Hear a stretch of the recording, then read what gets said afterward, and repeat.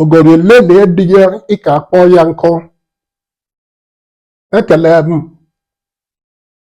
ndị ndọrọ ndọrọ ọchịchị na-anọ n'otu ndọrọ ndọrọ ọchịchị dị iche iche, mana abịa n'ụdị mmadụ ha gbaa n'ụzọ na-abụ.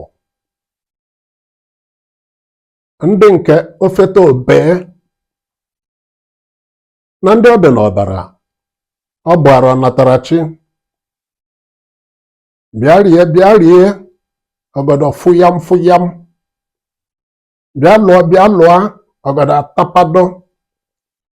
Nke a ka a ji amata ndị ndọrọ ndọrọ ọchịchị ofete obee bụ ndị na-enwe mmụọ ọcha isigbutekwuo na-ahụ ndọrọ ndọrọ ọchịchị na ọkwa ọchịchị ka ụzọ maka ụba.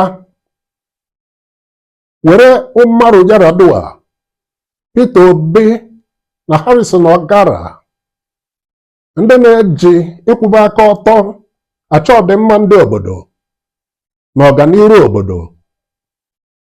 Dịka ịma atụ, ndị nke ọ dị n'ọbara ọ bara ọnatarachi. Ka o si na-adị, ndị ndọrọ ndọrọ ọchịchị niile tụmadị ndị nke ofete obee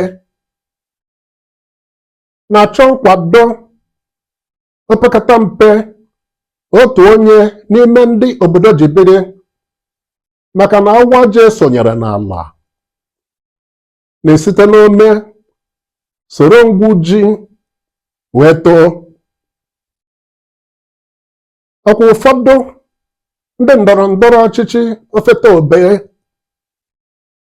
jiri omume ikweburu nri ọgbakọta ala azụ na nke ọrịa ala ofeke echezo dibịa banye otu ndọrọ ndọrọ ọchịchị PDP na APC na-atụpụrụ Peter Obi ọnụ, n'agbanyeghị na ọ bụ ebube Peter Obi tinyere ha n'ọkwa. Ọtụmasị na ọkụkọ anaghị echezi onye kwere ọdụ n'udu mmiri. Ka anyị lee nnu ka onye isi ga-esi zụta ụdọrọ ọzọ ma ọ rachasịa nke ọ zatara n'ụkwụ. Ọ maka na otu ndọrọ ndọrọ ọchịchị dị iche iche n'ala anyị amalitere nhọpụta ha na-emere onwe ha iji nweta ndị ga-azọrọ ha ọkwa ọchịchị nakwa ịba n'ụlọ ọgbakọ n'ọnwa mbụ nakwa ọnwa abụọ afọ 2027. Ndị ndọrọ ndọrọ ọchịchị ofete obee mesoro Peter Obi omume ọrịa laa ofe ka echezo dibịa. Aghaghị ịghọta